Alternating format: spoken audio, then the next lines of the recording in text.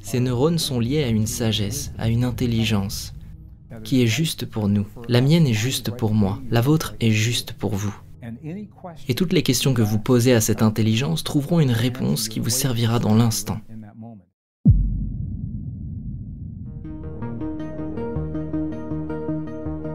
La science peut-elle arriver à comprendre l'intuition humaine? Nous avons tous déjà vécu une expérience intuitive forte et nous savons qu'il existe à l'intérieur une forme de guidance capable d'intervenir en cas d'extrême nécessité.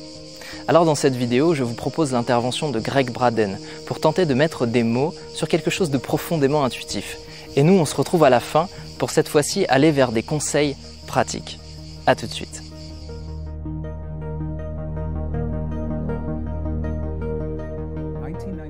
En 1991, des scientifiques ont fait une découverte importante qui a réellement ouvert la porte à cette conversation. Ils ont découvert que le cœur de tous les êtres humains dénombre approximativement 40 000 cellules spécialisées configurées de manière à créer un réseau neuronal. Dans le cœur. Ces cellules sont identiques à leurs homologues cérébrales, mais elles ne sont pas dans le cerveau. On appelle ça le petit cerveau dans le cœur. Ces 40 000 cellules spécialisées, ce sont des neurones sensoriels. Ce que ces scientifiques ont découvert est que ces cellules pensent indépendamment de notre cerveau. Elles ressentent et elles se souviennent indépendamment du cerveau. Cela signifie que toutes les expériences que nous vivons, y compris celle-ci maintenant, je suis en train d'enregistrer cette expérience aux deux endroits. Et c'est une belle expérience, alors ce n'est pas un problème. Je suis maintenant en train de la sauvegarder dans mon esprit, mais aussi dans l'autre esprit, celui de mon cœur. Mais si nous vivions un traumatisme, il resterait enregistré aux deux endroits. Et si j'essayais de soigner ce traumatisme uniquement en y pensant ou en parlant avec mon intellect, en utilisant des pensées issues de mon mental, je me sentirais probablement incomplet. La guérison serait incomplète, parce que je me suis uniquement adressé à ce qui est ici. Et nous savons ça intuitivement. Les gens le savent et le montrent. J'ai fait une expérience il y a quelques années en arrière. Dans toutes les cultures dans lesquelles je suis allé, aux personnes de tout âge, y compris les enfants, j'ai demandé « Où est-ce que tu te trouves maintenant ?» Et les gens répondaient « Je suis ici. » Désolé, je ne veux pas frapper mon micro. « Je suis ici. » Et si vous demandez à des indigènes « Où vivez-vous ?» Ils répondent « Ma maison est ici. » Et presque instinctivement, nous savons que le cœur est le siège de notre existence, de notre être. Vous ne les voyez pas toucher leur tête, toucher leurs bras ou quoi que ce soit d'autre. Alors nous savons cela.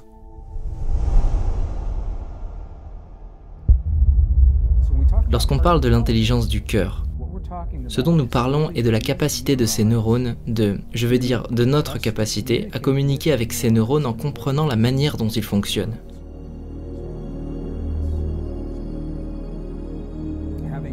Plus tôt dans cette conversation, nous parlions de vivre des expériences dont nous ne connaissons pas le sens. S'il n'y a personne à qui demander ou qui pourrait nous accompagner, pas même Google, et nous n'en avons pas besoin parce que nous aurons toujours la réponse ici. Ces neurones sont liés à une sagesse, à une intelligence, qui est juste pour nous. La mienne est juste pour moi, la vôtre est juste pour vous. Et toutes les questions que vous posez à cette intelligence trouveront une réponse qui vous servira dans l'instant. Elle ne vous dira jamais quelque chose de dangereux ou quoi que ce soit qui pourrait blesser quelqu'un d'autre. Je vous donne un parfait exemple. J'étais en Australie pendant le 11 septembre, et je ne pouvais pas rentrer dans mon propre pays avant que les avions reprennent les vols. Et lorsqu'ils ont repris, j'étais à Sydney et il y avait un Boeing 747, un gros avion, avec moins de 20 passagers sur le point de rentrer aux États-Unis. Et nous étions sur le pont d'embarquement, prêts à embarquer. Et l'agent a dit: il y a beaucoup de personnes qui ne vont pas embarquer sur cette ligne. Vous pouvez prendre cet avion si vous le voulez. Allez en Amérique.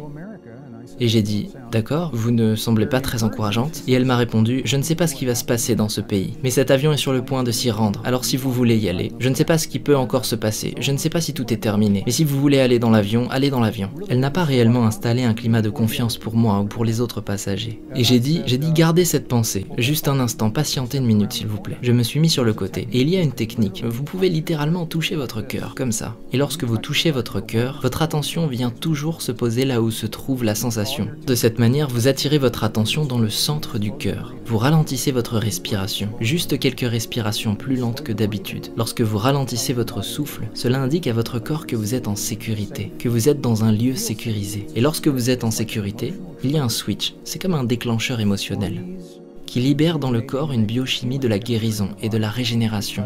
Parce que la chimie du stress et de la survie n'est pas nécessaire lorsque vous vous sentez en lieu sûr.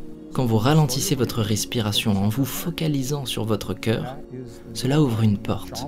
Et les chamans l'utilisent tout le temps. Les nonnes et les moines l'utilisent souvent aussi. Une porte vers cette intelligence du cœur. Et je demande à mon cœur, dans mon cœur, est-ce sûr pour moi de prendre ce vol? Parce que ma tête, si vous demandez à votre tête, c'est fascinant d'un point de vue scientifique. Parce que le cerveau est un organe de polarité. Il y a le cerveau gauche et le cerveau droit. Et il y aura toujours un neurone de bon et de mauvais, de bien, de mal, de succès et d'échec. Si vous posez une question à votre cerveau sous pression, votre cerveau va solliciter les spirales de la logique et de l'ego, ce qui vous éloignera de la réponse. Mais lorsque vous questionnez votre cœur, le cœur n'est pas un organe de polarité. Alors vous vous libérez consciemment de ces spirales pour aller vers ce que nous appelons l'intelligence du cœur. Et généralement, votre cœur va répondre. Le cœur vous connaît très bien, il est proche de vous depuis longtemps. Le cœur va vous répondre avant que vous ayez fini votre question. Vous posez une question simple et concise à laquelle il puisse répondre. Le cœur n'a pas besoin d'un préambule, il n'a pas besoin d'une explication complète, ni de savoir pourquoi vous demandez. Posez une simple question et demandez à votre cœur de vous répondre. Et ce n'est pas quelque chose de wouhou ou de farfelu. Je vous dis qu'il y a ces neurones ici qui comprennent. Ils échappent à ces pensées figées qui viennent de là-haut.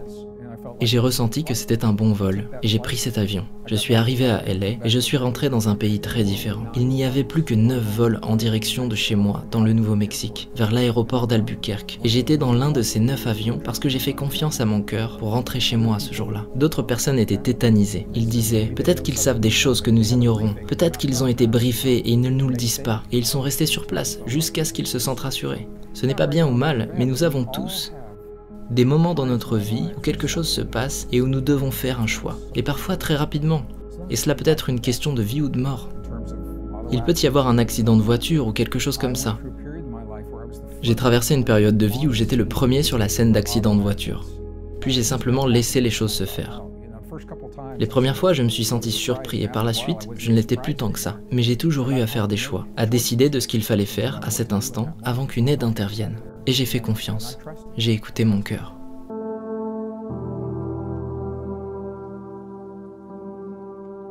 Notre cœur émet une vibration. Cette vibration est essentiellement un ressenti, une forme d'émotion qu'on projette dans le monde, qu'on pourrait appeler aussi une résonance. Et par cet effet de résonance, on va attirer à nous des éléments qui correspondent à ce que l'on émet. C'est comme si nous étions des émetteurs et en résonance, on reçoit le miroir de ce que nous sommes.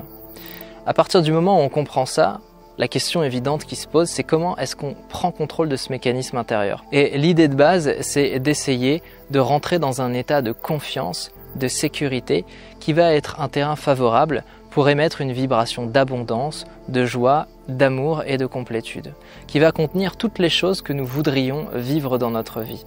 Ça consiste aussi à la maîtrise de l'attention et c'est là que l'entraînement de l'esprit est très important. Là où je mets mon attention, je mets mon énergie et là où je mets mon énergie, je construis ma vie. Donc si mon attention est focalisée sur des éléments négatifs, je vais attirer à moi des éléments négatifs et vivre des expériences négatives. Par contre, si je fais en sorte de cultiver un sentiment positif, que je l'inscris en moi, eh bien je vais vibrer quelque chose de positif. Et c'est vraiment l'art de devenir l'architecte de son état émotionnel pour recevoir ce que l'on émet. Alors comment ça se passe au niveau biologique? On peut l'observer en fait. Aujourd'hui on a des outils de mesure qui nous permettent de le comprendre. Et ça n'est plus finalement qu'une expérience de mystique, c'est aussi une expérience de scientifique. Et c'est ce pont merveilleux qu'il y a entre la spiritualité et la science qu'on peut maintenant observer. Alors le cerveau, c'est très simple, on observe son activité grâce aux ondes cérébrales. Et lorsqu'on est dans un état de pleine présence, de pleine attention, eh bien on va observer des ondes gamma qui correspondent à un hyperfocus. Ensuite, lorsque le cœur est en cohérence avec le cerveau, on va aussi observer un état de cohérence cardiaque. On appelle ça la cohérence cardiaque. Ça passe souvent par le souffle. Pourquoi? Eh bien parce qu'il y a un lien entre le rythme de la respiration, la pression artérielle et les battements du cœur.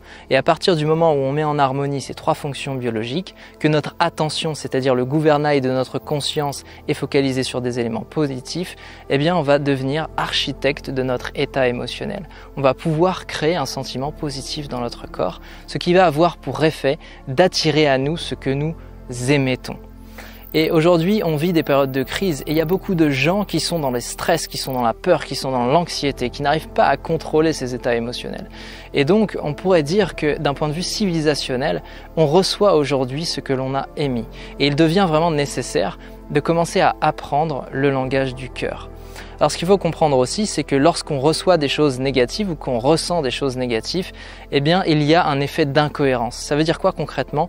Eh bien ça veut dire que le cœur va battre de manière incohérente, il va envoyer des informations incohérentes et l'ensemble de l'organisme va sécréter une biochimie qui sera une biochimie du stress. On va avoir des pensées de rumination, des émotions douloureuses, etc. Et on va cultiver en fait une mauvaise vibration. Donc vraiment ce qu'il faut comprendre, d'après moi, c'est qu'il est important d'abord de revenir au moment présent, d'essayer de créer une physiologie interne qui va être calme et pour ça je vous invite à vous allonger pour solliciter le système nerveux autonome parasympathique, à ralentir votre souffle comme l'a dit très bien Greg Braden, éventuellement avec votre main sur votre cœur pour accentuer l'effet de la sensation au niveau du plexus solaire et vraiment de porter toute votre attention sur un sentiment de sécurité, de confiance et si ça va vraiment mal, d'essayer d'accepter de pardonner, d'essayer de créer de la résilience, d'éprouver de la compassion, de la gratitude pour l'expérience, même si elle est douloureuse, parce que toutes les expériences que vous avez de toute manière sont forcément un jeu de miroir avec vous-même. Donc l'idée, c'est vraiment d'intégrer toute cette compréhension à travers votre quotidien et vos pratiques personnelles pour pouvoir être les architectes de ce que vous ressentez.